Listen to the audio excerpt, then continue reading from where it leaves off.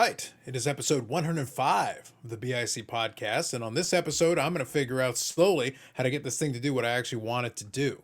Because it sometimes does, it sometimes doesn't. So we're slowly getting the kinks out on this. This platform still leaves a little bit to be desired. We're still working on it because it turns out you can actually be recorded while you're doing a countdown timer. Turns out you can have a hot microphone. We actually had some fun with that on the live this past week.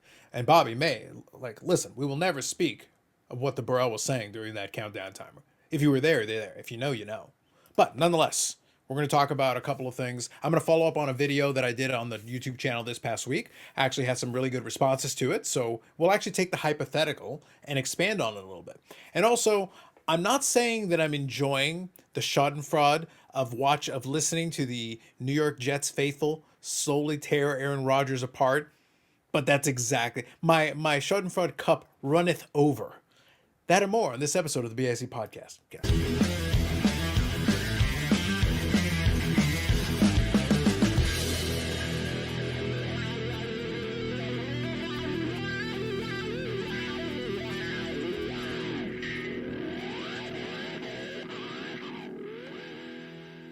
Brett Favre watches us over as always. The original not swell fella, and former Green Bay Packer QB, who was also a former New York Jets QB, who also crashed and burned in New York a little bit. So to fulfill the prophecy, we look forward to his joining us in Minnesota next year. And everyone and the Vikings fans are like, no, no, leave us out of this. We'll keep Sam Darnold. It's fine. I'm just enjoying watching Brandon. Now Jets fans in general are self-hating and they expect death. That's kind of the standard for them all the time. But even I don't think they fully expected the full Aaron Rodgers A-Rod experience. And I've been kind of enjoying it myself. Listen, now that I was finally able, I was and let the record stay. I was for the record as a Green Bay Packer owner. I was all over putting him on the ship, setting it on fire, and casting him out to sea a good season before they finally did. I volunteered to take care of this. We could get rid of this guy. Let's get rid of him while we can. Great quarterback, but man, is he frustrating. So frustrating. And if he's not playing well, you're actually getting the worst of all worlds. He's not playing well and being Aaron Rodgers. Yeah, I don't like football right now.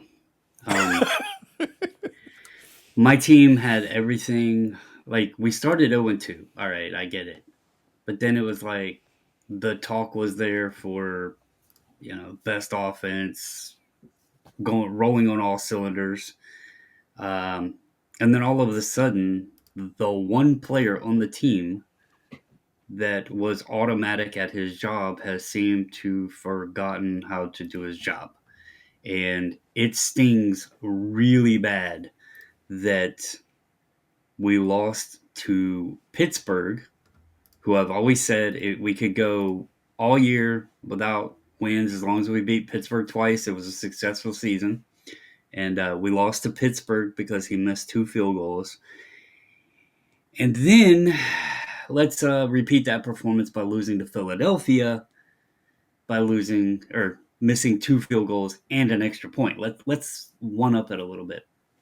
And it just sucks because, he was a key in the whole 2012 Super Bowl, and he's been, the best kicker in history for so many years. And we kind of had the discussion a little bit jokingly in the Discord, and then I actually had the discussion with someone else, a couple friends on a Facebook chat. It's crazy how some of these kickers, they literally go from the best ever to you don't want them on the field. Like, I think Tucker is 30. Well, before yesterday's stats being accounted in, he was 37th, I think, in the league in field goal percentage. And that's not a place you want to be. So it kind of sucks when the guy that you've always been able to depend on is the guy that you can't depend on. So, I mean, this guy's a future Hall of Famer. Do you think he's done and he just doesn't have it anymore? Or do you think he has the yips? What's your... So I did check his stats, and he's been slightly declining the past couple of years. I don't know if right now it's a head thing because he's performed poorly? Because my thing is, yeah, he's 35. All right, so he's getting up in age. With a But kicker, I that means nothing though. Like Yeah. there's been good kickers. There's been some. What's his name? Anderson was kicking yeah, Morton forever. Anderson, yeah. Yeah, like he But literally kicked forever. As long as you can be accurate, you've got a job in the league. That's really and all you got to do. that was my point with it. Like when I was discussing it with my wife, and I've talked about some other folks with it, he's still got the distance. It's not that he's coming up short. His accuracy just disappeared. Yeah. So I don't know if it's just a head thing. I know Harbaugh said he's not giving up on him, but yeah, if we're going to keep losing games because we're missing field goals, the playoffs ain't going to be there. The I thing Playoff. is, don't know. Yeah, the thing is, playoffs. the thing is Playoff. though, Playoffs. with a kicker, as long as they've got the leg in terms of distance, you've only got two options. It's either mechanical or mental. Most of the time, it Yeah, tends to be mental, unless his fundamentals suddenly broke down. And you'd have to get a kicking expert. I can't help you there. But unless his that fundamentals have completely broken, and given that he's been doing it this long, it shouldn't be mechanical. It's probably mental. they have said that some of them they believe was to the hold, like due to the hold, but you know Laces up. that doesn't show up in the stats. The holder doesn't have stats, so it's going back on him no matter what, and it's a loss anyway. But I don't know. It's just it. I I love Justin Tucker. The dude's been like amazing to watch his career. So I'm hoping it's something that he can snap out of and come back, and be the Tucker that's always been there. But if not, it's going to be sad because the way Henry's played, Lamar's he's been in MVP conversation. The team in general looked like after that slow start that they had potential to make a run in the playoffs, possibly. And then it's like I said, the one guy that was always dependable now is the guy you don't want on the field. So I don't know. It's just hard to watch right now. That's why I said I Mm. hate football right now. Well, by contrast, you know what is great to watch? The The downfall of Aaron Rodgers. I literally will watch. I'm like the only person who will unironically watch Jets game. I'm like, oh please, just do the thing. This is all I want. Other than watching a Packers game, I will make time to watch a Jets game. Eric, was has it my Schadenfreude gone too far? was it Seattle that they played yesterday, right? And he Yeah. threw Mhm. an interception to, I believe it was an offensive lineman that returned Oh, it sir, a for pick six. A pick six, yeah, sir. returned it for 90 plus yards. Yep. Nobody around him. Like And, that's and that was right after the throw right before he had the receiver in the stride and overthrew it. He had him wide open for that was a 14-point swing. He had him for a touchdown. He was wide open. Just overthrew it just a touch because he was trying to get cute. He was trying to do the literally just put it in the guy's hands. You don't have to do anything cute. Just put it in the guy's hands. Boom, touchdown. At that point, I think they were up 21-7 or 21 to whatever it was, and it's a chance to go 28 points, and you're basically completely in control. And instead, very next how throw or much the of the throw after Falcons. that, yeah, throw. So you throw in very next throw right after that, pick six goes the other way, and it allows them to storm back and take that game. Serious question. Serious question. And Eric, you can even answer this one. Do you think it's because of the discount double check? Because I've not seen that or heard anyone speak of it in a long time. Do you think he needs to bring back the discount double check? At this point, he's a full price double check. We're charging him extra. This is like the like button. The price is going up as we're going. Go ahead, Eric. I was just curious. Now, let me say some things. Don't like him. Never liked him. Will never like him. No, he's a douchebag. Like, just to be clear, real quick, before I want you to finish this point, but before we continue on, I just want to be 100% transparent with everybody. I'm a Packers fan. I've enjoyed being a Packers fan since before the Super Bowls, actually. I started watching. My timing was actually good, but I started watching before the Super Bowls. The point is, I You're enjoyed that damn watching old, Brett. Carlos? What's that? You're that old? Oh, very, very much so. Not quite as old as you, but we're working on it.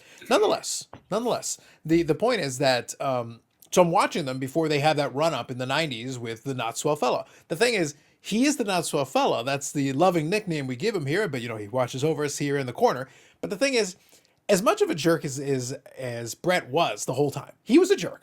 and he was an addict, and he has a whole bunch of problems that this dude has. But here's the difference, and I've said this before, and I'll repeat it again. I would sit down and have a beer with the not so fella. I'm not going to condone anything he's done, but I could sit down and have a beer with the dude, have a conversation, and you're still an ass. There's a lot of things wrong with you, but we could sit down and have a beer and over the finer points of welfare fraud. Like I said, the man's got problems. Aaron Rodgers has no legal problems that we're aware of, but he's just an asshole. Like, he's like, you can't stand this man. You just want the man to shut up. Just don't talk. Do not speak. Just throw the football because you're really good at that, and that's all I need you for, and then go away. I don't want to see you. I don't want to hear you. I don't care about what you think about anything. Right. So that's the problem. As a Packer fan, this has been my problem with Aaron Rodgers, is that he drove me insane because the talent is there. Like, the talent was tremendous.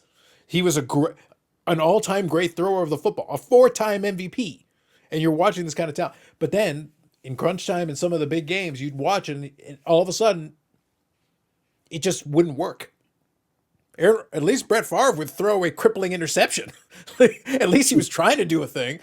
All of a sudden, Aaron Rodgers wouldn't even try. He would try to avoid an interception at all costs, and the end result was he wouldn't do anything. So, both fatally flawed Hall of Fame quarterbacks. Both Hall of Fame quarterbacks, but both fatally flawed in two very strange and completely different ways. It's very odd. So, with all of that said and agreed with, I don't like him. I've never liked him. I won't ever like him. With that said, and we all agree about quarterback for New England 2025. Is it possible? Is it possible that this guy, who is a Hall of Fame quarterback, there's no question about that. Sure. Not a Hall of Fame person, but a Hall of Fame quarterback. Is it possible either A, he has not fully recovered from a very difficult injury of last season, or B, he is having some type of mental block due to the injury, afraid that it's going to happen again, or C, a combination of A and B?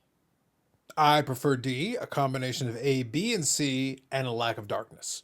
And But a a lack of darkness, I think, is hindering him. But one thing I'll throw out there, look, you're both the possibilities you gave are both possible, definitely possible. One factor I would throw in, though, is that at the end of his run in Green Bay, he was struggling a little bit. He was having some of these troubles. Look, Tom Brady kind of broke it because, demon magic Yeah. or whatever. Yeah. Like, the satanic rituals.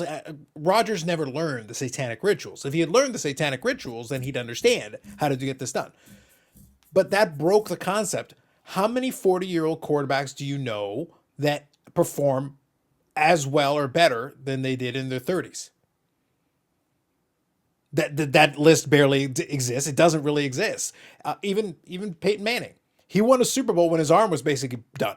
His arm was shot. He could barely throw.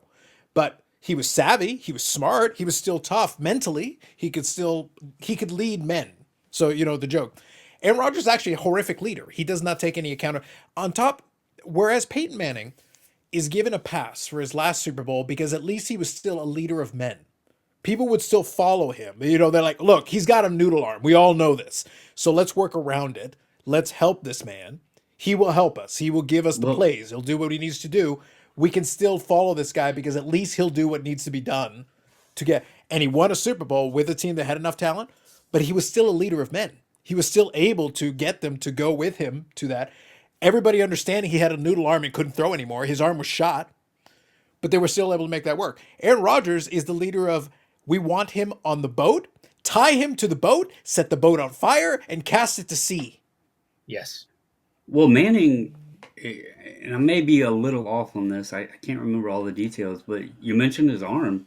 But to Eric's point of the whole injury situation, Manning had at least one surgery, possibly two, on his neck. Like, didn't he have his neck fused or something? Yeah, but he literally did not have it anymore in his arm. And it was shot because of neck injuries and everything that, the whole kinetic chain. It was all busted. It was all broken. My point to that is Eric, his follow-up question to that was, do you think he was scared of the injury? If I was Peyton Manning and just had multiple surgeries to have my neck fused, and that long neck of his, I would have been freaked out to go out there and take a Yeah, hit. but And everybody's it's different. Yeah. You know? well, to Carlos's point on the smart side, living in Indiana for a period, I hated Peyton Manning because that's all you heard about. Like you know how much people talked about Brady in New England and everything. It was the same way in Indiana. Baby, Tom Baby, please. Thank you. But I I could not stand it. But I had to at least give him the respect because I still say he is the smartest quarterback I've ever seen. I don't know that he was the most athletic, the most talented, the greatest or anything like that, but he was definitely the most smartest, the most intelligent football quarterback that I've ever watched. So Yeah. I did give him that praise. He studied and understood the game, and I think, as it was, I think history will look very kindly upon Peyton Manning. Like it was very impressive what he did. He went to 4 Super Bowls. He was 2-2. He could very easily have been 3-1. 3-1 would have changed his legacy slightly. As it is, he's an all-time great. He was But very impressive, and he had to face Brady every year. Like yep. he had the toughest competition in that era to face. So the fact he still has 2 Super Bowl rings, I think, is still very impressive. The fact he was able to get to 4 Super Bowls is still very impressive, and he set passing yard records and touchdown records, and he did all these things. It's very impressive, all of it. Hmm. And that's why I say, like, I think Rodgers will be a guy who will be in a Hall of Famer. He will be considered an all-time great, but he will never be on the pantheon because there is a thing to be said about leadership, being a leader of men. It's a cliche, but it is a real thing. Like there's a difference between somebody that no will follow you because whether you're the most talented or not, well, at least we believe we can win with you. With Aaron Rodgers, you had, as long as his talent was on point, you believed you could be in the game, you could be competitive. I never trusted him in crunch time. It was always a concern. There are things, but you knew he could do physically certain things. So just to put a button on all this, my opinion is there is a physical side of it, but I still think he can throw the football fine. I think he tries to do things. The problem is he's trying to do 30-year-old Aaron Rodgers things in a 41-year-old body. And that doesn't make any sense. And it's not going to work. That's my opinion. My opinion is he's trying to do 30-year-old Aaron Rodgers things in a 41-year-old body, and his body's like, we're not doing that. Well, since we have 5% more mature, just let me have this for a second. As Mm-hmm. someone who's been an athlete, an extreme athlete, hardcore athlete his entire life, I'd argue it's still very extreme, but go on. at 50, my body does not want to play anymore. And that's why it takes me longer to heal up after I get injured. I need surgeries now when I get injured. Where at 25, I'd bounce back, give myself a couple of days and I'd be out doing whatever it is I was doing again. As we get older, we do not heal as quickly. We don't heal as strong. And yeah, as someone who's an older athlete, I worry now. That's why I brought it up. I mean, I guess I was kind of taking it from my own experiences. Injuries are in the back of my head now, where 20 years ago, I just accepted they were part of it. I'll deal with it. I'm tough enough. I'll deal with it. I'll bounce back.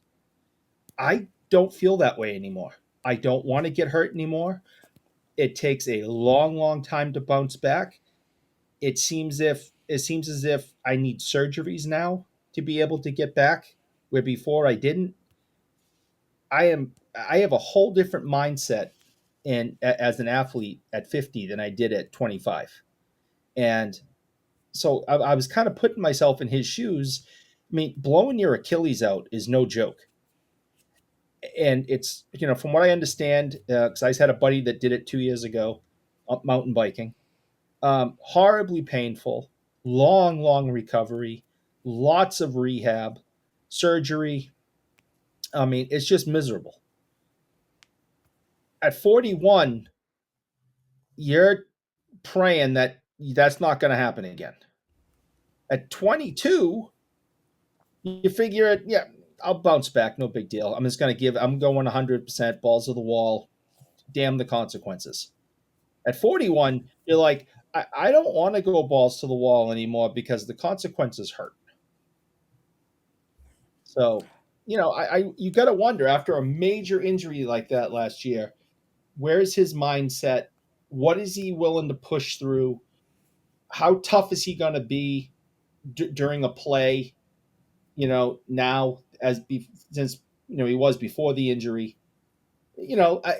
I know that I'm different as an older athlete, and I don't see why he wouldn't be either. But I don't know. That's why I asked.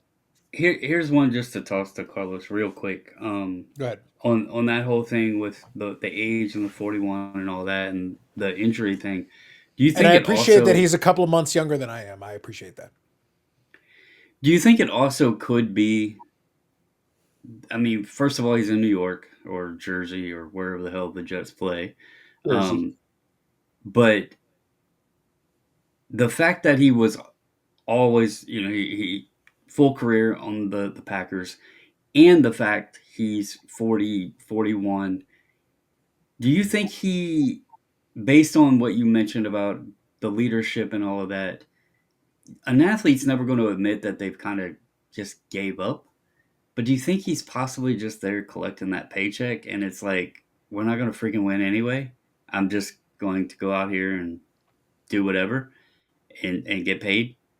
Because What? I sometimes wonder when they get up in that age and they know their competitiveness has worn off, no matter how great you've been all your career, there has to be a point where that button's clicked. And it could have been last year, to Eric's point, with that Achilles, where he's like, okay, I just lost this whole opportunity of this season. Next year, I'm a year older. I'm on the Jets, who, they were supposed to have a good team, but hell, they brought in all of his old receivers and it hasn't mattered. You have That to was by his wonder, choice. Yeah. GM Aaron Rodgers Right. made those selections. GM Aaron Rodgers, exactly. but do you have to Not true. you begin to have to wonder, is it like, F it, I'm done. I'm just going out here to get paid now. I mean, Well, first of all, he's got 30 billion reasons to do that. So I'm not going to blame him for. Right. Listen, for $30 million, I will ride this bus until the wheels come off. All right. So that's first. Second, I could argue he's given up a bunch of different times over the years when things aren't going his way. Look, I'm not the body language police. That's not my deal. It isn't. However, it is a real thing that look, I'm also not going to spend all my time harping on the leadership thing. But it is a real thing where if you can't lead by example by showing people that you're still engaged, if you have defeatist body language, you slump your shoulders, you look up to the heavens, you're protesting to the gods, all these things, everyone else is looking at you going like, this is supposed to be our leader? This is the guy that we're supposed to be following, like this asshole here who is blaming everybody else. It's always everybody else's fault. So kind of to Eric's point. So what I wanted to touch on there, since Eric posed the question, and again, this is just my take on Aaron Rodgers as somebody who's followed him his entire career, literally his entire career. But the reality is that when the going gets tough, I don't believe in Aaron Rodgers' ability to bounce back. He will, when he was younger, he would take it on as a challenge. He liked the idea of being able to be like, okay, so you don't believe in me there. The chip on his shoulder thing was a very strong motivator for him earlier in his career. From the moment he went down in the draft, the fact he slid in the draft was a big time motivator for him. The fact that Favre made his life difficult early on in his tenure, he was the backup, but he didn't really do any mentorship or anything. That resonated with Rodgers and it stuck with him. So that was a bit of a chip on his shoulder and everything as well. They won Super Bowl 45. He had that in his back pocket. And then at a certain point, he got the idea that he was running the organization, or that he should run the organization. They should, and there are moments of insecurity that kick in. And then he'll say stuff like, I live in the darkness. And he'll talk about a bunch of random bullshit that is like, everybody's sitting there going, rolling their eyes, going, this idiot. Sometimes it would be good if you just be quiet.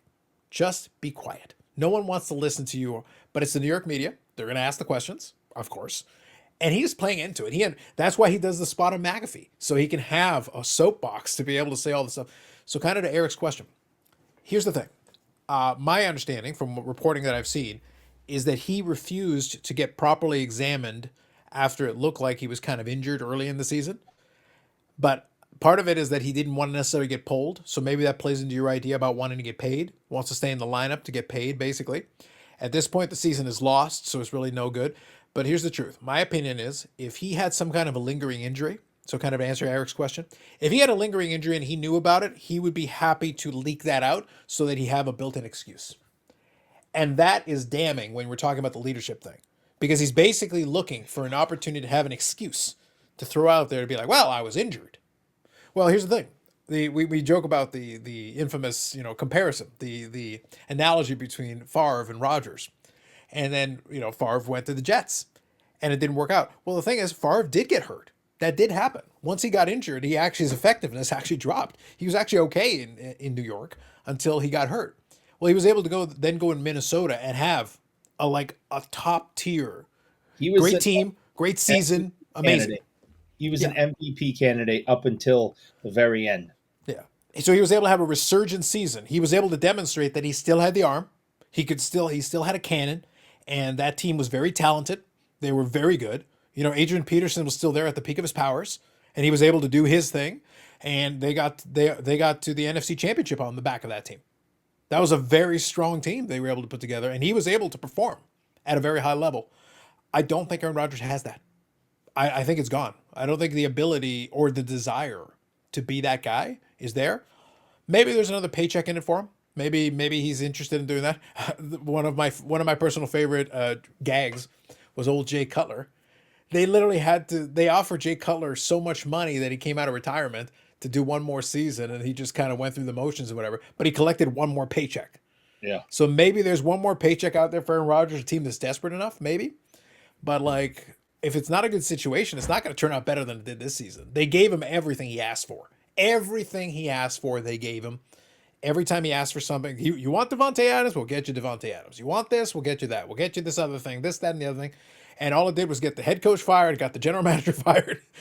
One disaster after another. The team sucks. They suck. And they were actually better with Zach Wilson last year. And Zach Wilson's not good. Maybe he needs Gary Vee to buy the team. Maybe that's what he needs. I think it's obvious. That's the next logical step. But there you go. There's your Aaron Rodgers. There's your Aaron Rodgers analysis and talk. I'm sure that's old what you're all man football looking for. talk. Yep, old man football talk. Why don't we delete all this? We'll start the show over. We'll go, okay, let's discuss Aaron Rodgers, and I'll simply just go, and then we can move on to the next topic. Well, that's a deep, scintillating analysis we were all looking forward to. All right. So with that said, I'll put some timestamps on there for this episode. By the way, if you guys enjoyed my Schadenfreude, I'm being serious. I literally will go out of my way to watch Jets games this year. I've been enjoying this entire thing. Brandon, I hope you don't think less of me, but I have enjoyed it so much. It has been so wonderful. Oh no, because I enjoy watching certain teams lose as well. So. Well, in this case, I wasn't. Look, I'm not picking on the Jets. I don't have any qualms with the Jets. It's not the team you like. It's just a quarterback. It's this one guy under center that I got a problem with. I'm from the Boston area. I hate everything New York. There you go. So let's chat on the card of the week. It did make its triumphant return last week, and we do have some results. So come on, kitties! I don't know who won. The last time I looked, it was someone with a hat. So allow me to share with you the results from this past week's silly card of the week. The only legitimate democracy in this world remaining. Brought to us by AMG. AMG Collectibles and AMGcollectibles.ca. Links in the description. We thank them as always for their participation. And there will be a new podcast episode that will be recorded, dropped on Wednesday, and a new live episode this week on Tuesday, where we'll talk about their trade night and their card show. So, links in the description. Check it out. We thank AMG for supporting this podcast and the channel. And now for the results of this week's card of the week. Come on. So, Eric's Emmanuel in Space tribute. No. As it's so labeled. Received 24% of the popular vote in third place. No way. You didn't think you were going to win with 24% of the popular vote. I said 24. There's only 3, Eric. Anyway. This is ripped off again. Eric's favorite player, the Bill Buckner tribute, got 32% of the popular vote. It got more votes than your shameless pandering to smut. Oh, I definitely disgrace. I pandered. And the investigation of Eric's crimes by the crime dog was the winner at 43%. Fred McGriff, saving us all. Saving us all. Thank you, Fred McGriff. We appreciate you. That is the winner of last week's card of the week. I don't understand.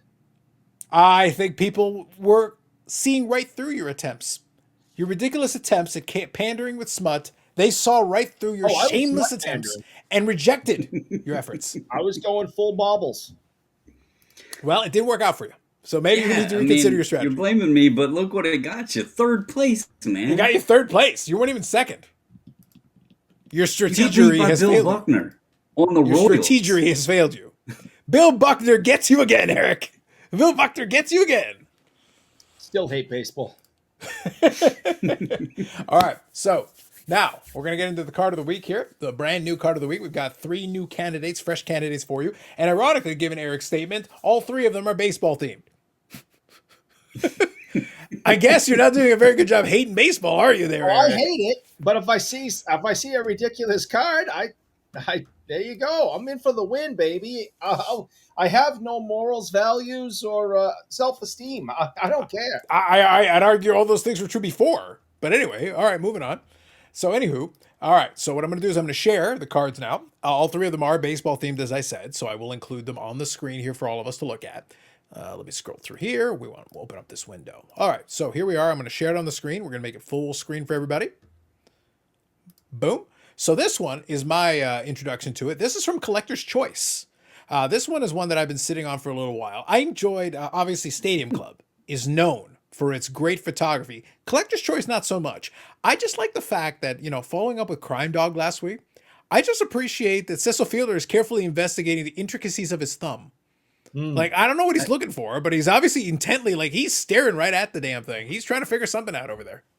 I think he's talking. Can we find out what baseball field this was taken on? Because I know Detroit went downhill, but like, I can pretty much guarantee you this is spring training. If it's including Collector's Choice, I can pretty much guarantee you this is spring training field. I would say it looks like a little league ball field though. It's going to be one of the spring training facilities. There's not a lot going on over there. Yeah. So regardless, Cecil Fielder over there is leaning by a fence, staring at his thumb.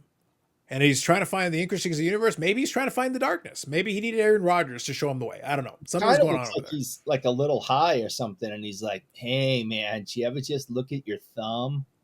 So maybe he was hanging around with Aaron Rodgers. Why did Upper Deck put the silver signature up the side of the card too? So this is actually the parallel. So this is one of the parallels for that Collector Choice here. That isn't actually on the base version. Right, that's the silver signature, but I thought they normally went the way the card was set. Listen, man, we can make jokes about Upper Deck. This is 90s Upper Deck. That's all I'm going to say. I'm not going to question it. I'm not going to judge. I'm just going to roll with it, my man. So Cecil Fielder staring at his thumb is card number 1. All right, card number 2 is Eric's card. Eric, do you want to explain what's going on here? This is a flops card from 1992. Where they have taken, Ken Griffey Jr. and turned into Ken Groovy Jr. The back of the card talks about how he was at Woodstock, and his goals in life are like peace, love, and baseball. And I just thought this was pretty ridiculous when it came across the you can tell I'm at the shop because you that's what I was about to make a note of. I do appreciate that at the shop. Yeah, at the shop, Eric's sifting through a stack of cards. He sees something. He goes, "Hold on, stop everything. We got to take a picture." I see something ridiculous. Ridiculous. So yeah, I don't really have too much more to offer. I can't really find it on my phone to read the back of the card. I was hoping to be able to do that quickly, but all right. So we'll move on. So there you go. So the Ken Groovy Jr. is our second selection, and that leads us to our third option here. We appreciate a good, proper Fish last name Angels outfielder, the only one we recognize on this channel. Please tell us, Brandon, what's going on? I mean, the card kind of speaks for itself. Like, we do have audio listeners, though. Could you try to describe it a little bit?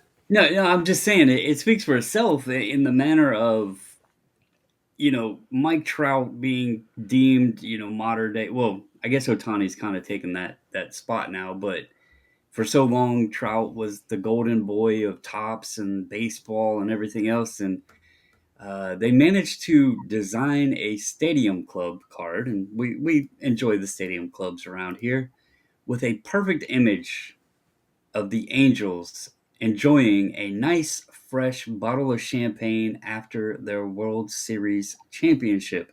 A place that Trout has never even came close. I don't even know if the man has ever gotten tickets to go to the game, let alone participate. He has one hit in his entire playoff career, and Salmon here is showing him very politely on how to spray the champagne bottle. I just thought for the channel, the sake, the fact that Topps kind of maybe they were trying to use this as motivation. We're going to use this as motivation for Mike Trout. Here is what you could do, buddy, but you haven't. Yeah, it didn't I work. just thought it was appropriate. It hasn't worked. Wow. It definitely hasn't worked. Yes. He's played off of the fear Aaron Rodgers has had, except it's actually came true every year. Interesting. That is a thing that happened, yeah.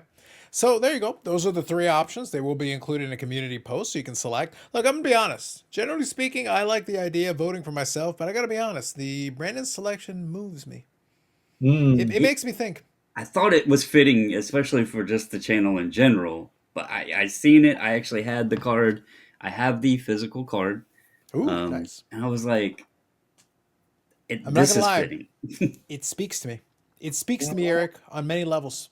It's artistic. It's truly a masterpiece, if you will. Something. It's something. Yeah. And also, by the way, appropriate. I don't know if you got a chance to ever see any of the stuff on my wrestling channel. I do some videos on my wrestling channel. Well, I did have a collector conversation recently with Tim Selman Collector.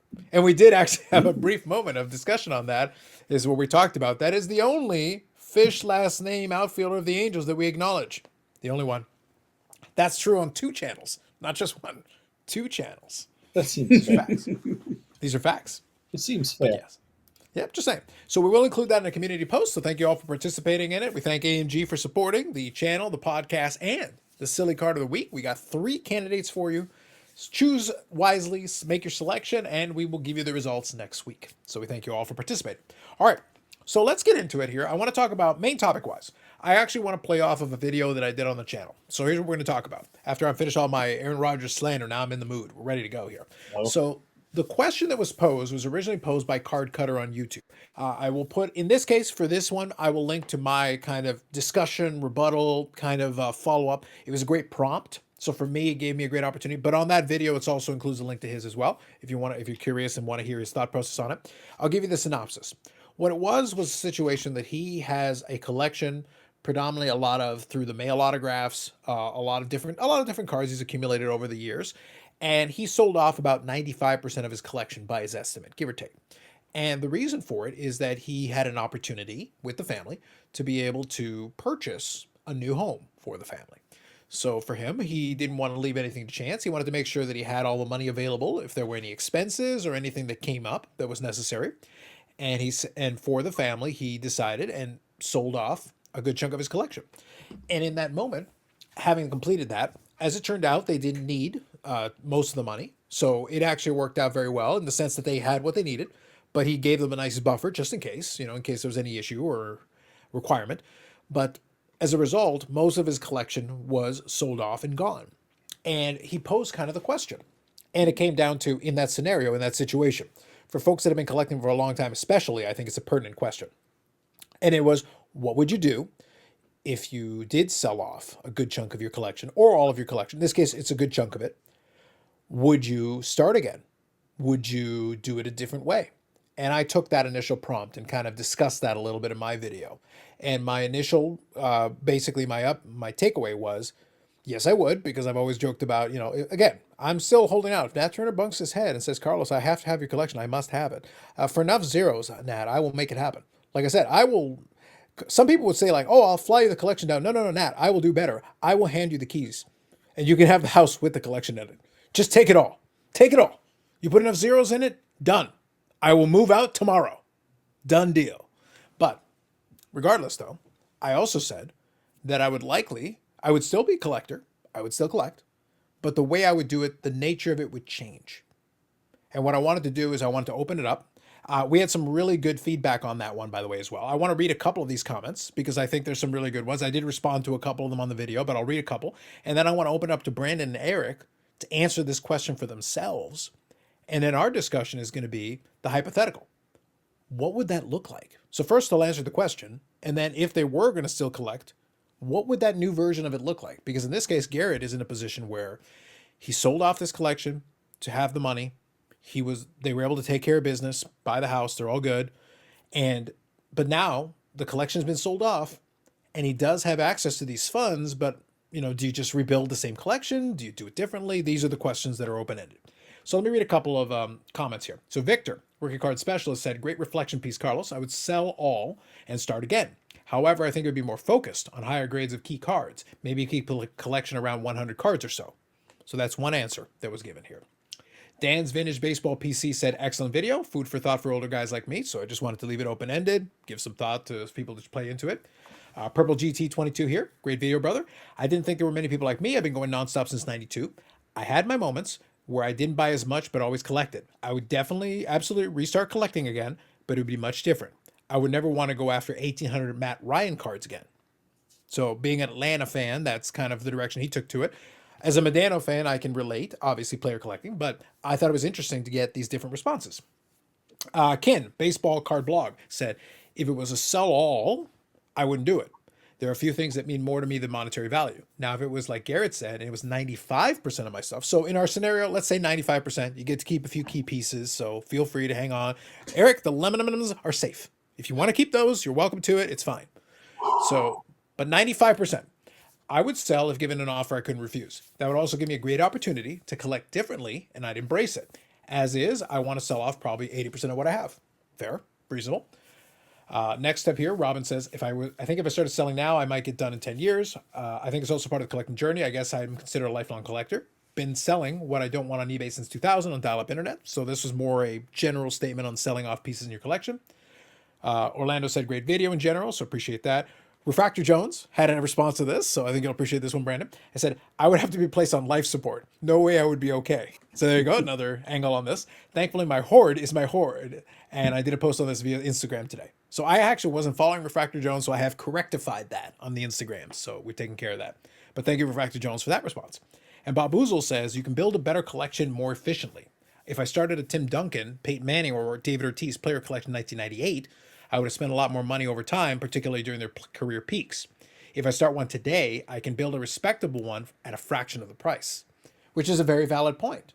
For some of us that have been player collectors, we could now, with the hindsight, we could actually build some of this, depending on the player.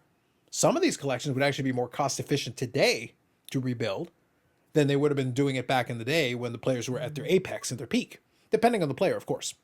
But just some food for thought and some great discussion. These are really good responses. So I thought there was some interesting replies to this. I appreciate it. I was hoping it would be a little thought-provoking and people would have some responses. And you all stepped up to the plate. So I do appreciate that.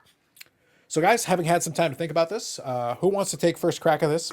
We'll say 95% of your collection. You don't have to give it all away, but you sold it off. You're taking care of whatever obligations you had, but maybe you're left over with some lump sum cash. Do you start collecting again? Do you do something else? Do you change your path? What would the difference be? Brandon, how many Jason Robertsons are we buying? And by the answer, 1 to all of them. But let Eric go ahead. I would Eric, like to hear his feeling because I know like he's curated a pretty awesome collection with his Bruins and his top sets and all the variants and all that. So I'd like to actually hear his take on it. All right, so Eric, this is you. You've sold off 95% of your collection. You've gotten to keep some of the Reggie Lemons. So on a scale of 1 to Tom Brady super collector, how far are you? Well, I would really sit and think and realize the collection got me out of the jam that I was in. Mm-hmm. So having it, being smart the way I think I've been mostly, and collecting the correct things helped me out because it is an investment. I don't look at it as selling now, but I look around and I like, if I'm in a jam, I can get money. So if the situation is taken care of, money has now started building up in savings again um, in the savings account. What I would probably do is focus more. And so when starting again, I think I would probably, because I learned that the investment can get me out of trouble, I'd probably buy, I'd still stick with what I love. I stick with vintage hockey, but I would really work towards getting higher graded um, big names that I could quickly sell again if I got into another jam. Because I have a lot of stuff around here that no one really wants. Um, stuff's in not, some of it's not in great shape, some of it is in incredible shape. Um, but a lot of this stuff I couldn't move, and I've invested the money because I enjoyed it.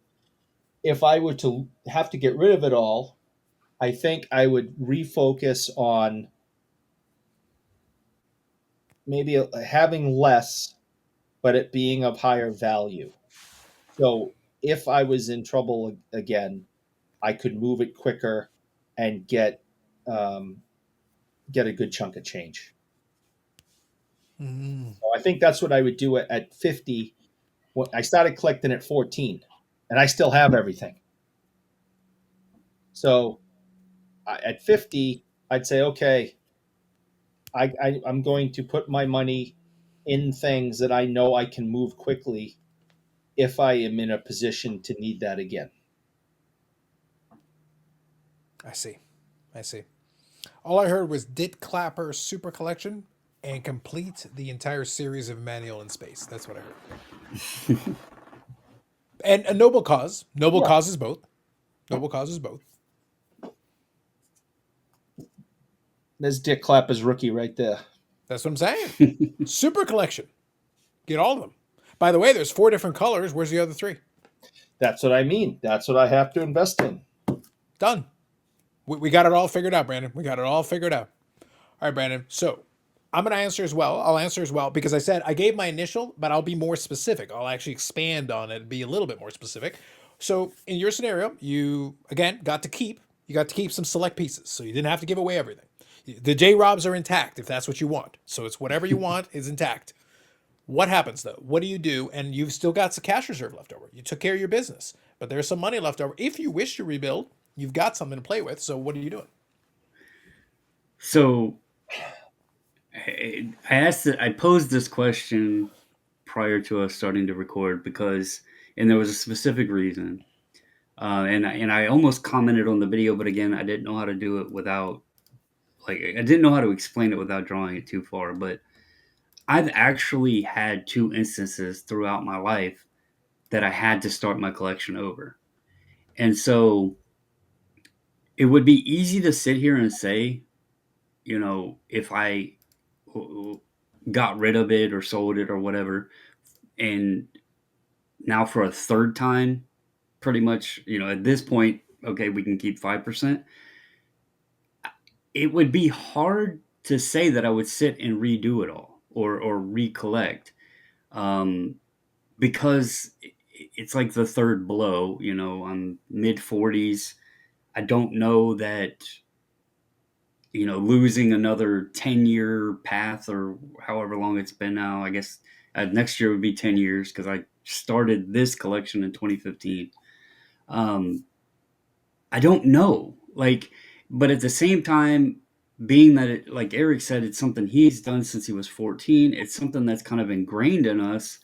I don't know that I also could not start building it again. So that's the reason I asked that question, because on my third iteration, I feel that this is more, it's been more fun, obviously adult, more expendable income and all of that.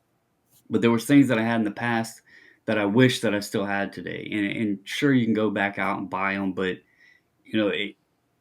part of this journey is the obtaining the memories, like the whole pieces of what goes into obtaining things.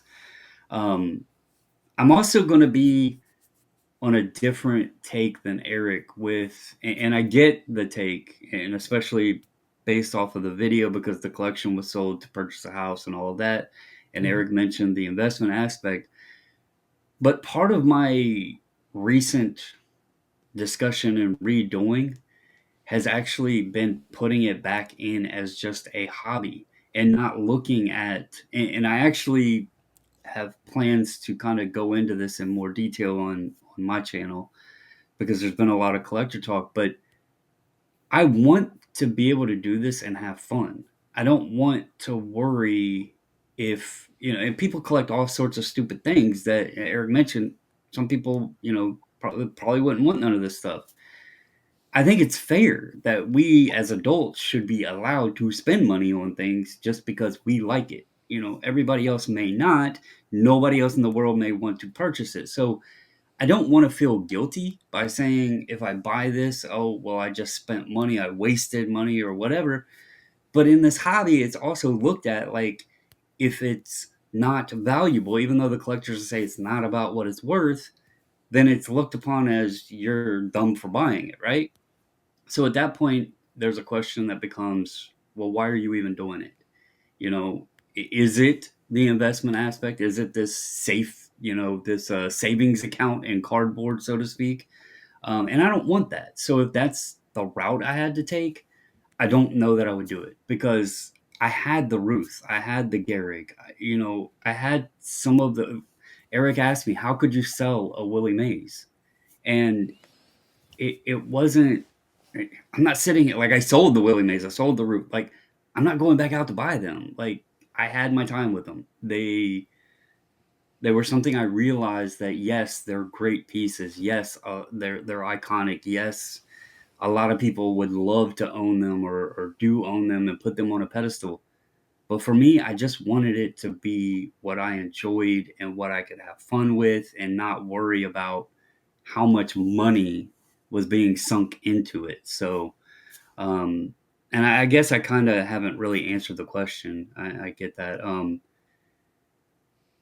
If I could select 5% that I got to keep, I probably would just say, okay, I've tried it 3 times. I will keep these 5. I'm not going to sit here and say that I wouldn't pick up small things here or there, but I don't think I would go into curating a full-blown collection again. All right. Well, that is an answer. That's kind of why I wanted to give an opportunity to explore the space. So we got Dick Clacker Pursuit Collector. We got moving on to full fledged Bobbles, just Bobbles, straight Bobbles all the way through. That's basically what I'm getting out of that. Now, as you well know, as anyone who follows this podcast and my YouTube channel knows, given that I am the curator of one of the all time great Chosen Rosen PCs, I am all about the hashtag invest. You're the only one. For the sake of this conversation, let's pretend there are 2. But for the record, though, there's at least one guy. I can show you a picture from social media. They literally declared themselves a Josh Rosen super collector. So there is one dude. There is one dude. Josh Rosen? Not that I'm aware of. If Josh Rosen was competing, that might get us to 3. The point is, as that clearly alludes to, I am all about the hashtag invest. I am all about it. Like, of course, it's obvious. It was basically 401k or Josh Rosen. I made my choice. Seems obvious to me. Like, duh. So anyway, I have no conscience when it comes to collecting. The money has never bothered me one way or the other. It is very much about my amusement and enjoyment. The Chosen Rosen PC being the perfect example of and that's why I like to use the example, because I cannot be any more clearer that I would only do this for entertainment purposes. I only do this for amusement. There is no argument that I can make to you to justify it on anything other than entertainment terms. None.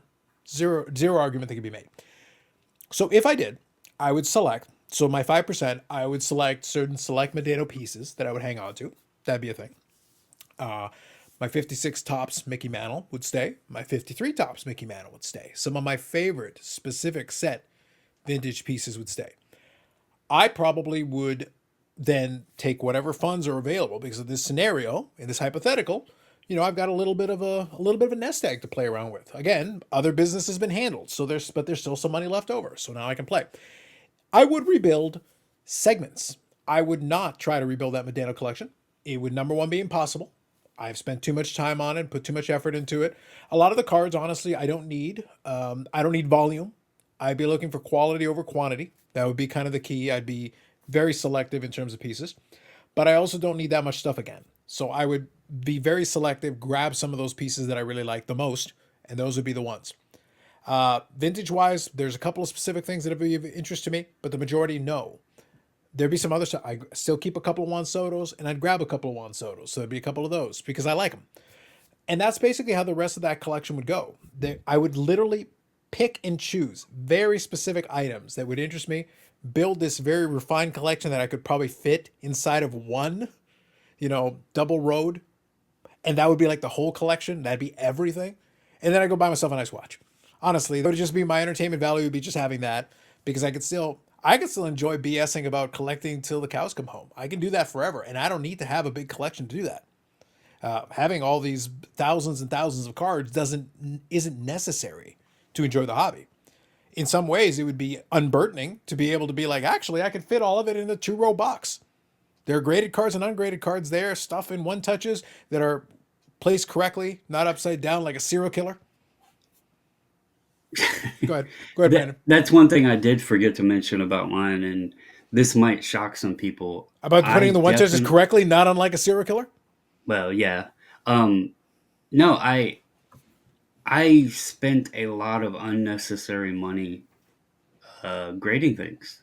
And I do like the cards in the holder, but looking back on it, like there was so many things I sent in that I look at now and I actually laugh. I'm like, why in the hell did I send this in?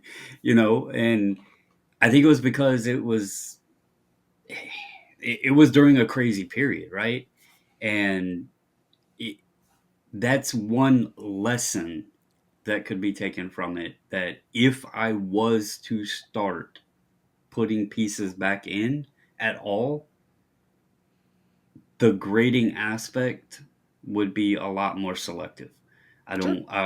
Or it would be under, like I'm still waiting on it to come back, but I sent an order to CGC and, got some stuff ordered.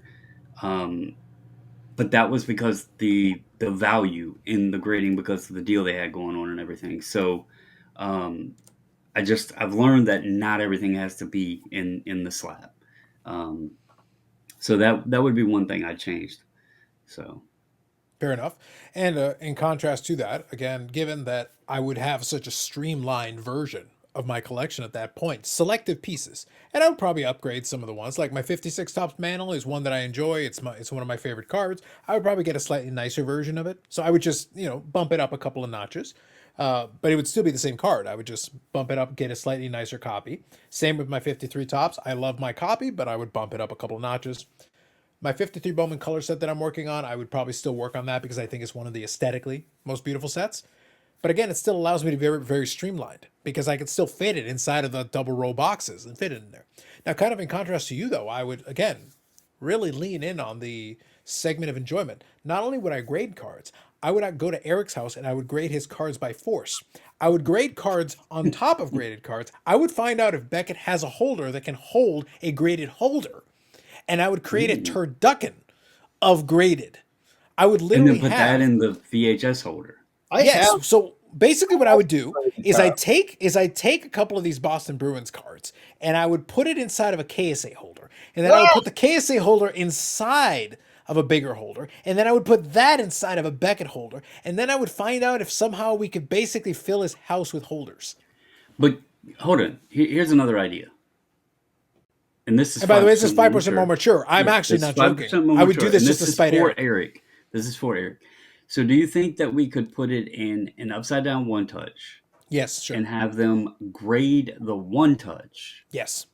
And then have that slab encapsulated in the dinner plate slab. Mm-hmm. And then inside the VHS holder. Yes, I think all of these things. This is so the key here is that now I've got this extra disposable income in this scenario, which now I can Have use at it. basically only for evil. Basically, my point is that I would use it for nothing but evil. I would spread evil in this world and direct it almost entirely at Eric. Is basically what I'm getting at. That would become my new hobby. Would be much like Aaron Rodgers in the darkness. I have an addiction to doing horrible things to Eric and his collection. Whatever I could do, like whatever horrific plan I come up with, basically Eric would wake up every day wondering, is this the day? Is this the day the bad man is going to come to my house and do these things? I can't believe there's a Beckett holder that would hold that. These are the things that I want. This is what I want, Brandon. This is what a man of leisure does. I've sold 95% of my collection off, Brandon. I am a man of leisure. I have some extra bucks lying around. I could just be a complete asshole and do horrific things. This is what I want. That's my hobby. I'll tell you though, I don't know how big, and I started watching his video. I don't know if he had said how large his collection was. Um, but I give him props for, first of all, um, I think all of us, especially here, like especially for our family or whatever, if there's anybody out there that would say I would not get rid of my collection to help my family, then you need to seek assistance. Yeah. I don't know if Carlos can put a link down below or something, but I don't It's think that there's anybody that wouldn't, and if they are, good lord. So that part of it, I have no questions. Like I would give everything if my family needed it. I'm just I give him mad props because I don't know how large his collection was to be able to move it in I'm assuming a timely manner because he got it done in the time he needed in order. Because I look at it and sometimes I'm like, how in the hell would I even get rid of some of this stuff? It's like, what? Do you just throw it all up on auction? Do you consign it? Like, how would you? I don't know how you even go about that. Throw it on Facebook Marketplace. Say, hey, like when you accumulate, like realistically, your Medano collection. Now, there's a good bit of collectors out there of him, and you probably could move it, but how quickly do you think it all would go? If you did a bulk deal, you could, because there's a handful of us that have been doing it for 20 years plus, and there are some pieces that I have that they don't, and vice versa. So nah, it's nah, one of those, yeah. So there's one of those things where because of that, that would make it viable. It could be a situation where you're like, if you want these, you got to kind of take the bulk. And truthfully, the value is in a certain segment, like say all the stuff from the cup. That stuff holds a lot more. It's weighted more heavily towards that. Some of that stuff is obviously more valuable. Some of the old Be a Player Ultimate stuff, there's some stuff there that is nice that holds some value. So it'd be focused on certain brands, certain years, and certain products. Some of the certain 90s stuff is really tough to come by, so there's value there. I think if you were going to move that many, it would pretty much have to be a bulk deal. It'd have to be some kind of a thing where you move it in these larger chunks, because doing it like by the single, I've actually seen. So this is actually a thing. During the pandemic, I talked about before how certain cards came out of the woodwork, Hmm. and part of that was that there were a few folks that number one had collections, and they started seeing the dollar signs and the opportunity to liquidate and offload, and they would put these auctions up in waves, and that's how I would acquire a lot of these items.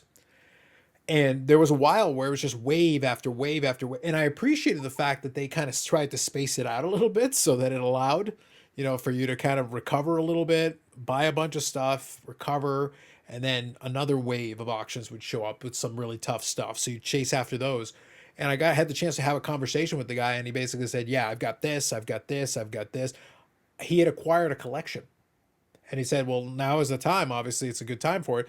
So yeah, I'm going to release these in these little waves. If there's something you really, really want, let me know, and probably can work something out. But outside of that, I'm going to release it in these waves." And that's how I ended up acquiring a large chunk of the stuff that was at the very top on my want list. I wasn't thinking either. I guess this point, like in the hobby, would probably be one of the easiest if you did want to sell out. Yeah. to do so with all of the repack buyers and that sort of thing. Yeah. There's a lot of opportunity there where people are buying those type of And they'll bundle buy certain things deals or in bulk. whatever. Yeah. And they'll buy certain Yeah. things in bulk. Yeah. So I wasn't thinking about that when I said Yeah. it, but I guess If it's you're kind of trying to like get looking 100, around it. It seems like a lot more or a lot harder than it would be, I but think an important caveat though to this conversation. So we always had a little bit of fun. Although I wasn't joking about using my money for evil and basically encapsulating Eric's stuff against his will. That would be funny. And No, honestly, for the jokes, I would totally do it, 100%. no, I no, wasn't joking about that. I no. would literally do it, and his wife would be on board. His kids would be on board. His minister would be on board. His local, like, all No of a sudden, minister. the entire neighborhood would be like, "Yeah, man, do it. We hate that guy. Done." Yeah, it's true. This is all true. The point is though, for selling those cards and those items like that, there are places that you can offload it to that point. But in being serious though, key piece to this is it depends on what your expectations are. Because if you're trying oh to get yeah, yeah. 100 cents on the dollar, then it's going to be a little bit trickier. Then you kind of have to reach out to the other collectors who might be, you got to almost go one on one at that point. You'd be like, hey, I'm looking to offload some of this. Are you interested? And I've been on the receiving end of those conversations where they'll ping me and say, hey, I'm looking at moving some stuff. If you're interested, let me know, and then we can kind of talk about it and send a small list. This is what I've got that I'm interested in, and then negotiate. That's probably your best bet at getting the closest to 100 cents on the dollar. If you're willing to knock some points off of that, there are people that will buy it in that situation if you leave a little bit of margin in there. The point is though, I guess depending on how much you got into it, if you bought early enough, honestly, some of that stuff you'd still be highly profitable. Even at whatever that discount is, you probably still do well. I guess it just comes down to how much equity you need to get out of it, what you'd be comfortable with. That's really the key thing. That's why I said in this hypothetical scenario, it was a situation where, for whatever reason, you need to do it. Hopefully, it wasn't urgent to the point that you had to like do a fire sale. Hopefully, that's not the case. But if you have the ability to make a choice and say, I would like to do this, and get a price that you can live with and that you're comfortable with, so you actually got a reasonable return on it. And again, you took care of your business, and there's still a little bit left over. I still enjoy the collecting. For me, though, it's projects, and that was the point that I made on my video. My point was, I still like the project side of it, but if you take away a lot of the filler and a lot of the extra, all you did was create a bunch of room for me. Great, that's a relief. It's stuff I don't have to deal with. And then you also left me with the option to have a blank canvas. And I didn't use this analogy in the video, but this would maybe something I would present to you listening to this if you want to answer the question for yourself. I love the idea of a blank canvas. I would actually love the challenge of being like, okay, I could rebuild this in whatever way I choose, in whatever way I see fit. Some of it wouldn't make any sense anymore because maybe the pricing has changed to a point that, like, yeah, I'd have to pay like 20 times what I paid for it 15 years ago. So it wouldn't make sense. Now it just costs so much more.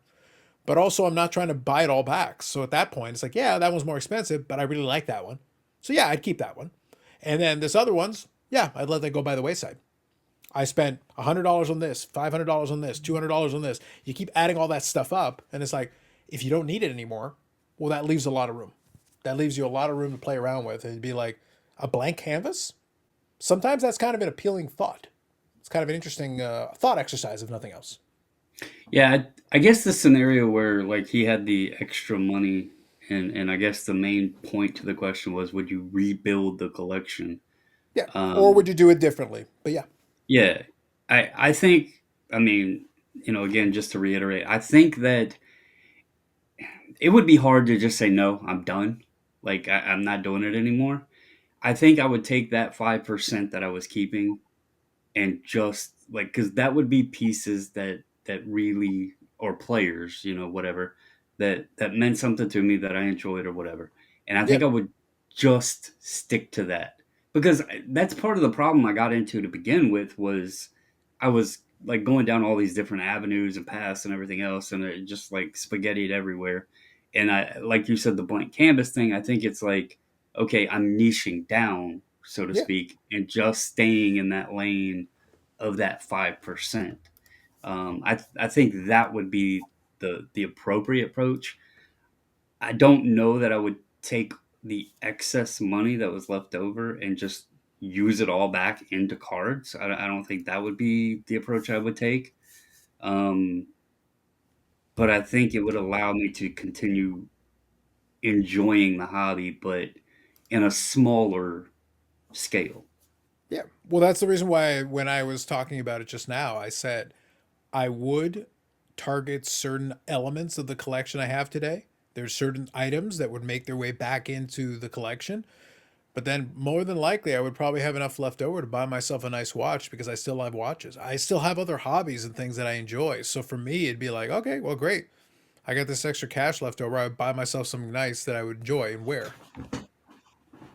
Eric, unless I missed it, I don't believe I caught you what you said would be like the 5% that you would keep. I Mhm. would assume that You better say the it would booby be oars. You better say the booby oars, or else there'll be consequences and repercussions. Iraq. well, the gift. Does the gift count? Because No, I like can't get rid of that. No. So that's that, what I was gonna say. Like but, I don't but you think know that has to something? If count. I was in 5% more mature, I would never sell it without permission. And Right, right. I know that if I was in a jam, that He would permission probably buy that that permission would or be give it back. would not only be granted, um, I'd probably get some help out of the damn jam. Yeah, that So, was my point. Like I don't know that yeah, you could so, count that so no, because I don't count this. This doesn't count. It's I feel as if I'm holding on to this and it's not really mine. Okay, No, it's not really yours, and you're welcome. I would assume it's your 69 cents yeah. because you've put a So, lot of so time in. first of all, the point that's kind of running through my head, and I know this is just a scenario, but the Scenario. reality is, if we're in a jam, our favorite, most expensive, valuable stuff, that's the stuff we have to move first because that's what we're getting the most money on to get ourselves out of the jam. Nobody wants the crap that I can see from my chair in my closet. The stuff that I love the most that's in front of me right now, I have to sell this. Okay? I have to sell, this with a Hall of Fame 79 on it, which is quite rare. Those are the things I love the most. I got to get rid of those first because they're worth the most and I got to get out of this jam. But with that, that's reality. In the scenario, you get to keep 5%. And yeah, I'm keeping a lot of the Bobby Orr stuff. It's been the hardest to get, the stuff I had to really save up for, um, you know, work hard for, make smart decisions, search for, etc.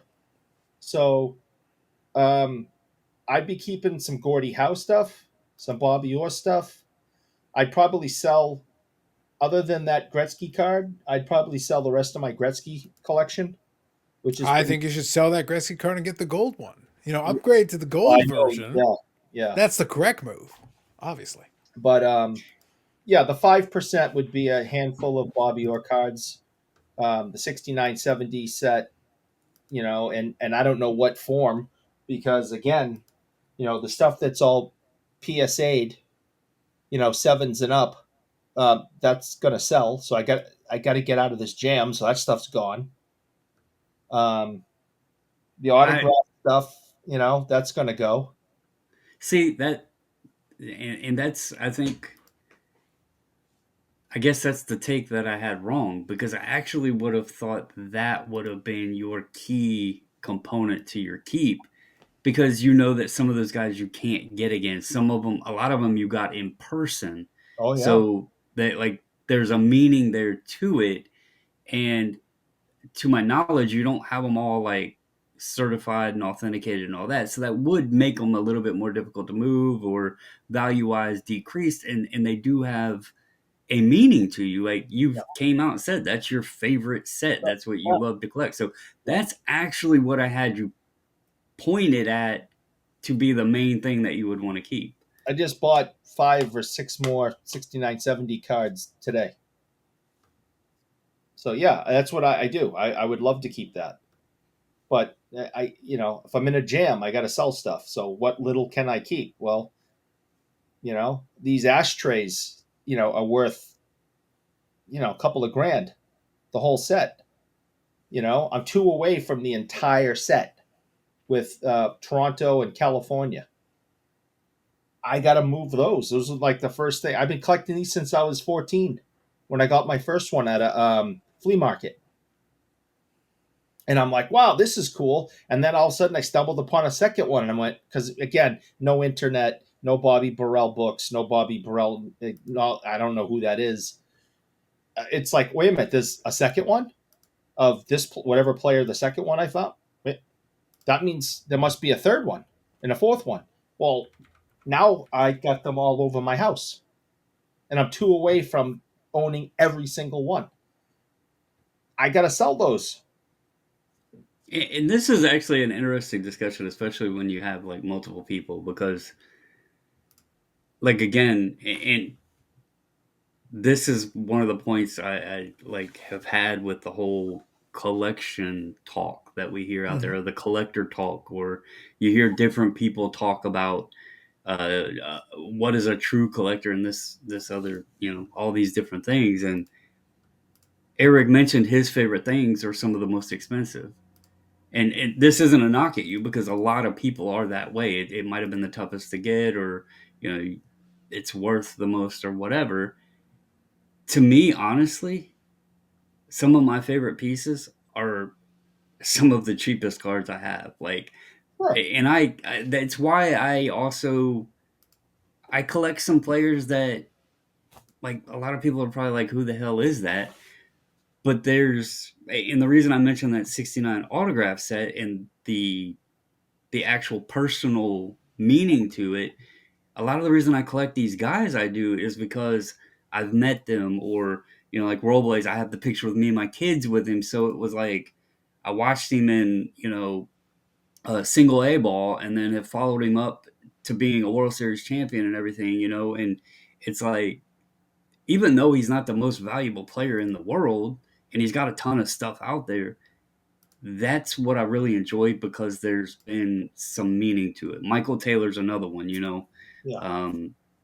Meeting him, hanging out with him and his wife and all of that. Like, there's, I guess, components that can't be replaced with those guys, because there was, you meet athletes all the time at your job and go out to dinner and stuff. So there's a little bit different there, but I guess for the normal fan or the normal collector, those opportunities aren't as often. Right. No, And I'm very, so very I think lucky. you get connected, and it becomes more than cardboard, I guess is the easy way to say it. It's not just, I'm collecting this player. It's not just a card. It's, a guy that you've met, that you've had conversations with, that you've gotten to know. You've watched their careers or whatever. There's moments in a game that you've remembered, and that adds an element to the collection without the value, like the dollar value. So I guess that's, it's fun to hear and discuss it with different people, because people are going to go about it, all different directions, which is why the hobby's fun. It's funny that you kind of just mentioned the fact that I have the opportunity to meet people and my 6970 collection, because I had the opportunity to spend some time with Bernie Parent on Friday. And I already have two 6970 Bernie Parent cards signed. And when I was putting my stuff together that I was going to go get done, I was like, I had another one. And I'm like, I don't need three of these signed by him. I don't. And I had to like really kind of step back for a second and say, it's not necessary. I don't need a third one, for my collection, because I'm not selling it. Right. So, and the other ones are fine. So I don't need to replace them. So I found this kind of, I love canvas cards, the upper deck canvas cards. I think they're just incredible. And any chance I have them signed. So instead of having yet another 6970 card signed, I had this one done. He did this one for me, which I That's a think, cool image too. Yeah, which it's got the Conn Smythe and the trophy in the Stanley Cup from 1974 when he beat the Bruins in the Stanley Cup Finals. So that's, I had to really do some hardcore thinking and self restraint because sometimes I get stuff signed for free. Like and again, I'm very lucky to have the opportunities that I have. I was with Willie O'Ree yesterday and Saturday and Sunday, and I got a whole bunch of stuff signed for free. I had to pay for Bernie, but at a discounted rate. So, I'm not just throwing money away. And I was, okay, it's instead of paying $40 an autograph, I'm only paying 20. Okay, great. I brought 5 things. That's $100. I didn't want to go over that. So I put the 6970 card away. I don't need 3.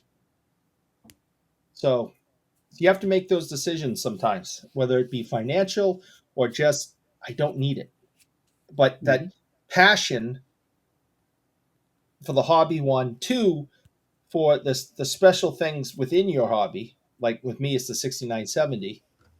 It instinctively, I'm like, you got to get this signed. Well, I don't need them signed for the 3rd time. Yes, it's only $20, but I set a limit of I'm only getting 5 things signed. So pick 5 things you want signed. So it was actually a really tough decision, and I felt like something wasn't right. Like, because I'm supposed to get this signed. I had to really fight with my inner self, my inner collector, the OCD of I have to get this signed. No, you don't. That's not OCD. I'm blaming that's flat out hoarding. Number 1, that's hoarding. That's hoarding. What? And I let this go on a while, Brandon. I did. I let this go on and let a lot of rope going. Would you have felt differently if he had been sweeping floors? If he had been mopping and sweeping floors, would you have been like, sign all the things? Be like Peter Forsberg. What I found interesting of that whole statement was, I don't need 3 of them. I don't need 3 of them, and I had to he needs restrain 4, 5, or 6. How many Leaf Reggie? That's why I stopped. That's why I stopped. But you surpassed 3. No. We know you surpassed 3. Yeah, I'm done. He passed 3 of each. He surpassed 3 of each. That was kind of my point. It's like, these are out of 3. I must have all. And there's a handful of things I've purchased this year from Leaf, right, with him, that if I thought for a second there was another collector out there, I'd be like, I got doubles and triples of these. Will you please buy them from me? So there is money. I want to break even. Can you please buy my money back? This is a separate problem we're going to discuss here. This will be a topic for another day. Eric's hoarding addiction. And the worst part is, I've heard rumors that out there in the world there are printing press plates that will probably find their way in Eric's collection somehow. I've heard rumors. Brandon. These little birdie has told me off in the distance that these things exist and that they may wind themselves all the way to Eric because Eric cannot have enough. There must be more. I have enough. I want something new. I don't want any more Leaf Reggie. No, I think you need more Reggie from Leaf. I think you need all the Leaf Reggies. No. You mentioned Horde there, and just real quick because you had mentioned it earlier, but shout out to Refractor Jones. And speaking of the Horde, if you went and followed him, you probably seen some of his posts. But when he discussed if he had to get rid of everything, I truly believe that because he is a unique individual.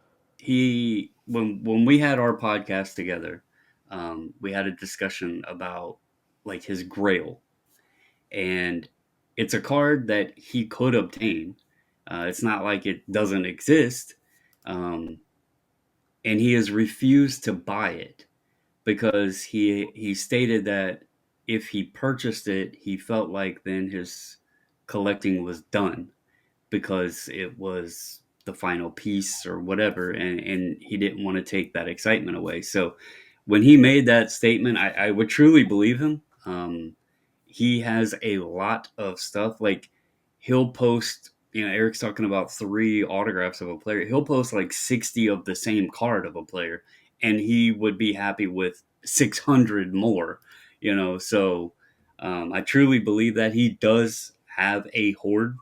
Um, but yeah, that's an interesting little tidbit on him. He has a lot of stuff, but there is one card that he has refused to purchase because he said if he did, it would feel like uh, the end or the completion of his collection, and he doesn't want to have that feeling. So this could be a topic for another conversation, but I think the concept of that is really down to the idea of as long as there are mountains to climb. I think for a lot Mm-hmm. of, I think for some collectors in particular, as long as there's a mountain to climb, there is a reason to go on. There is a reason Mm-hmm. to continue forward. And so I'll put a button on it on this. It's been a good discussion, but I don't want to drag us out too much. Otherwise, Eric will tell us more about 6970s, and he'll convince himself to buy more Reggie Lemons, No. because there's no end. There's never an end. It is only a new beginning, and then there's more for the horde, for the horde. The point is that when I was discussing the video, my idea was the reason why I had avoided a lot of those burnout things is that I have all these different little projects that I work on, and it is enjoyable to see progress on all these different things, but it allows there to always be a mountain to climb. There's always something to Mm-hmm. pursue and look at. Doesn't mean you have to get it all. It actually it means the opposite of that. Because unless, in fact, the money tree grows eternal, and then that's a different conversation. But for the most part, it forces us to make choices. And I was talking about prioritization. It's like, no, I might be able to find, like, my safe searches might yield a couple of results, but I can't buy them all. It's a situation where, like, no, then I have to say, okay, so which one is the most interesting to me? I actually have to look at all of them and go, okay, this one. This is the one we're going to go after because that one is the one that is maybe it's the one I'm closest to completing and I want to get closer to completing that project. Or maybe it's just I think the coolest card of the bunch. So I can't have them all. I got to make a decision. How do I make this choice? And the choice is prioritization. Which one is to me the more interesting or the more critical or whatever? Whatever your choice is, whatever your decision is. And that has always kept it, allowed me to keep going forward. And then tomorrow I'll go look at my safe searches again and we'll find some new stuff. I can tell you that even as we spoke yesterday, I talked about during the pandemic period, those waves of those Medano cars that showed up, the Mm-hmm. stuff on the checklist and everything. And this is the reason I keep searching. This is the reason I always check the safe searches. Yesterday, I did my usual standard look through the save searches. I got about 15 or 16 of them that I scan through every single day, sometimes a couple of times a day if I got a little more time. And I came across a seller that was new to me that listed 3 or 4 different Medanos, 2 of which were ones that I've been looking for. And those auctions are almost a week away from completing. I added them to the watch list and I'll be keeping an eye with great interest as the next week or so develops because those are ones that I've been looking at and they have not come up for sale in some time. So it's one of those things where I wouldn't see these things if I don't check. We'll see what they end up going for. I have no idea. Maybe I'll be able to buy it. Maybe I won't. But the point is, these are ones that had been on the lookout. They had still resided in the want list for the longest time, and they came into appearance. And hey, that means at least I got a shot. I got a chance. It's the meme. You're telling me there's a chance? Yes, there's a chance. Maybe it'll happen. Maybe it won't. We'll see. I don't know. It's gonna be a little while from now, but it gives me something to look forward to. It gives me something to sit back. It'll stay on the watch list, and as it gets closer to completion, we'll see where we're at. Maybe I can make a play for it, or maybe I can't. But So that's you're what keeps it telling interesting. me That's there's why I a like it. chance. That's right. But that's what keeps it interesting. So, Brandon, my point here is that's what keeps me engaged. That's what keeps me Yep. looking because it could be today, could be the day that the Reggie Lemon printing plate comes in, and Eric's like, "Oh my god!" Yeah. Yeah. I mean, it's just like the original topic. Like, I can't sit here and fully say that I would just quit for good because I would still be on the hunt for the Michael Taylor Superfractor Auto. I mean, it's crazy, and there's probably not a lot of people hunting for that card, but I've never even seen a photo of it. I've never seen like it's probably still in a pack or something. It's the Paul Skeens MLB debut or the Connor Bedard, Gold 101. I've never seen it, and that, like you said, that keeps the chase going. Like it keeps the mountain because I'm constantly looking for it. And that, I think if you have that, you have something that you're continuously looking for, it keeps you having fun. You may not find it, you may not ever find it, but it's always that hunt. You're always looking for it. There's always another day, and that's the reason why I presented it the way that I presented it. So good discussion. We learned a lot of things tonight, including Eric's Horde. It's all for the Horde, just endless. I love the Warcraft reference. Listen, I do what I can. I try to expand the collective horizons for everyone. I try my best. But with that said, on that bombshell, we leave you for this episode. If you do, check this one out on the YouTube. It is the best hub. It is the hub where you get the stuff right on time. So if you listen to the audio version of it, you will get it over the next couple of weeks. I'm usually a little bit slow on getting the newest episode up, but I try my best. But if you want it on time, the best place is to go to the YouTube. That is the best way. Plus, you'll be able to see what the card of the week is. You need to see the visuals. The visuals add a certain element to it. It enhances the experience. And on the YouTubes, you get all of this. And yeah, I mean, Eric's is so into all of this, he was mad that his own computer wasn't showing him this. Okay, so you know what? Real quick. So now that we're done, all right, you know what? I've used this gimmick. I'm bringing the gimmick back. Hold on. I'm bringing the gimmick back for the end of the episode. Thank you, AMG, for supporting the podcast and the YouTube channel. All right, we're going black and white. All right, so see, it's been a while. I brought it back. I'm bringing it back. All right, we need to talk about this for a moment. So, folks, behind the curtain. Like I said, I've started using EVMux, and it's got its quirks. We're trying to figure some stuff out. It doesn't always work the way that I want it to, but for the most part, it's been okay. On the recordings, it's been okay. On the last live, it was all right. It worked more or less. Again, not perfect. Still got some kinks to work out, but I'm reasonably happy with it. Fine. Here's my question. This is the part that was kind of interesting. So we're logging in. Brandon is there. I'm there. And then Eric's there. And we can see him and we can hear him. As obnoxious and annoying as this man is, we can hear this guy. But he's like, I can't see myself. I can't see myself. The camera's not working. It's like, we can see you. We can hear you. I literally sent him an image. It's like, we can see you. We can hear you. You're fine. He goes, no, I got to see myself. I got to be able to angle myself for the camera and be able to find the exact spot and the perfect angle. The lighting must be exact. This diva just will not quit. It's relentless. We're going to start calling him A-Raj over this here. This is 100% facts. Good Lord. I wish this was being 5% less mature or 50% less mature. I am speaking truths. I am speaking nothing but truths. Good Lord. I thought I was the arrogant one, but it's like, I can't see myself. The show cannot go on until I can see myself. Oh my God. He was mad. He was mad that he couldn't deeply see upset. himself. I was like, buy a mirror. I told you that I have been having some issues with technology the last 2 days where nothing has been working. You've been having issues with life. On a bicycle, you have an issue with a tree. You have an issue with everything. Those trees jump out and get you, man. Mm-hmm. Mm-hmm. Yeah, I'm not going to disagree there. I don't know if I've ever shared this story, but I was never good at it, but I used to like to go and try to play golf. It was nice, relaxing, especially if you were stressed. You could just go smack the hell out of the ball. Until I realized that a golf ball leaning up against a root that is sticking up out of the ground, it comes back at your head very quickly. And when you bust your head open with your own golf ball, you might want to question what you're doing. So. Yeah.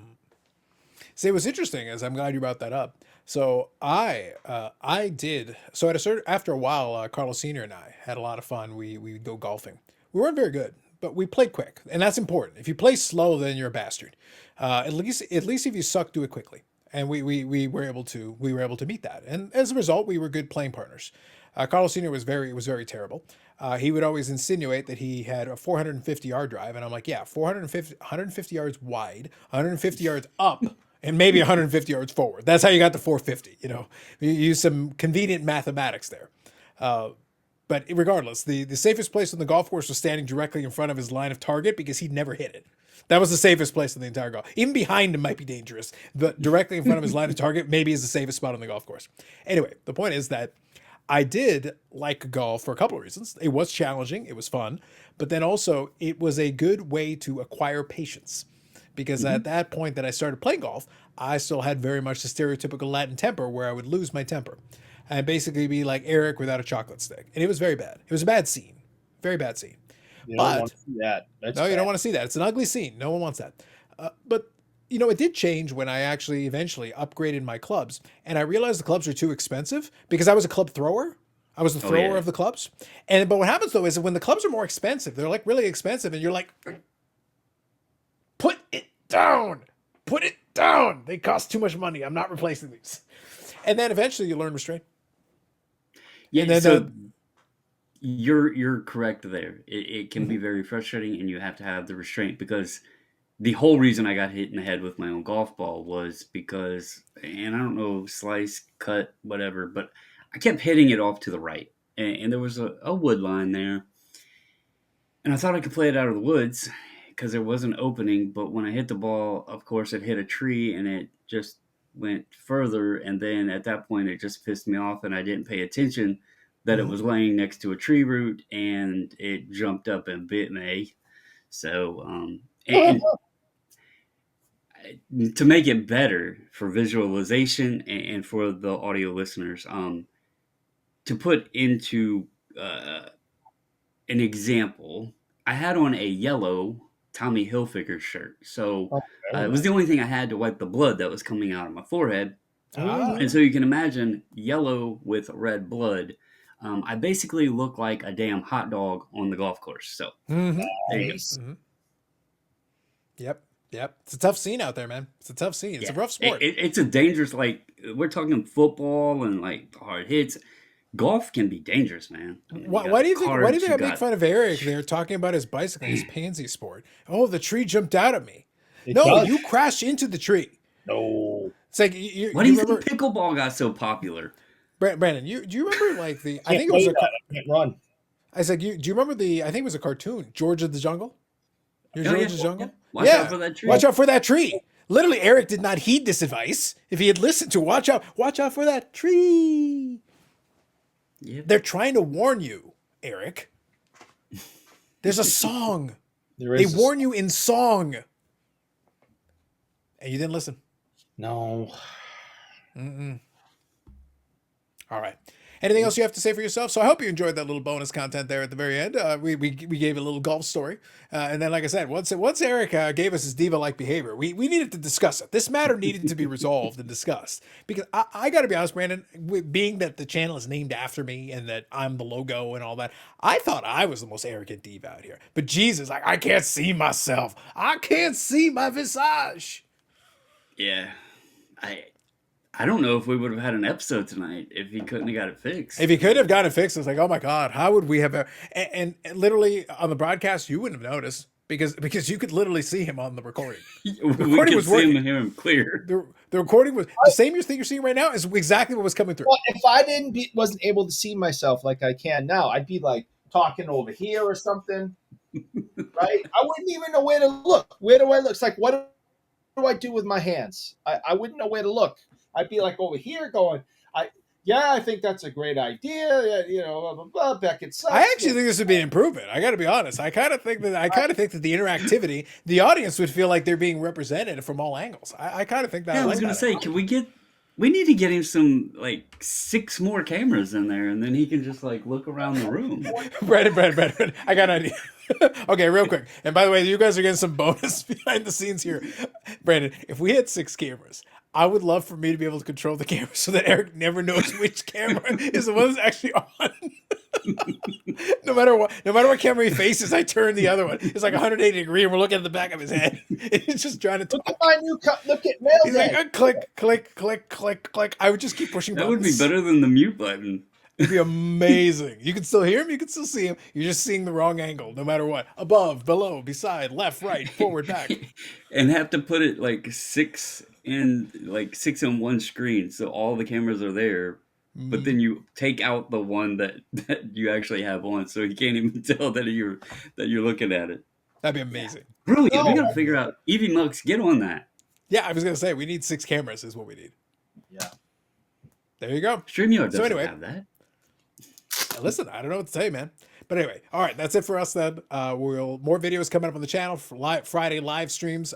We are in December now, so we're in the last month of the year, and still a little bit of time. But I am going to start working out the holiday schedule. One thing I know for sure, and this is a holiday tradition, unlike any other, like the Masters, is that there is going to be some kind of a Christmas Eve episode. There will more than likely be a Carlos Sr. cameo because that's what I do. So that'll be a thing that'll definitely happen. And then the New Year's Eve will be a fun one because it is midweek. This year the holidays are midweek, which is kind of weird, but it is what it is. That's how it fell on the calendar. So I'm off both of those weeks for work. So it is how it is. The missus pointed out this is a concern. She said that 2025 starts off with WTF. Wow. Wednesday, Thursday, Friday? Mm-hmm. It is true. It is true. Well played. Well played. Did the missus giggle to herself after she came up with that one? She probably seen it on TikTok or something. I'm not giving her credit for figuring. So you're saying that she out. stole it? You're saying she stole it? You're saying she stole it? Borrowed. I'm not going to say she stole it. Borrowed. Shared. Okay. That's the term they use on the social medias. Oh, I see. Shared it. I see. Nice. I see. We've learned so much. Nonetheless, if you have any thoughts on the topic that we gave a little bit earlier, the main topic, which was the scenario, I will include links to all that in the description so you can check it out. And we'll be back with some more craziness and shenanigans. We've got some more episodes before the end of the year, so we'll definitely do that. And if you've got any thoughts or any other topics that you'd like us to touch on, we definitely can. So it's just let us know. We'll take suggestions on that, and then we'll play it up by ear. And then hopefully towards the end of the year, everybody can have a good holiday. It is a little early, but now in the next couple of weeks, we'll be getting into that. Hopefully you can have a good holiday, whatever that is, and then new year, and then we'll all get back into it in 2025 while Eric figures out how to hoard some more. I like the board. There's a lot of hoarding. Yeah. So anyway, that's it for us. Brandon, Bobbles, and Ball Cards, known Associated 540 Flips. Eric Sanderson, or known Hoarder for the Horde, is what he tattoos on his body. That is truth. We will be back on the next episode. Thank you very much. We'll catch you in the next one.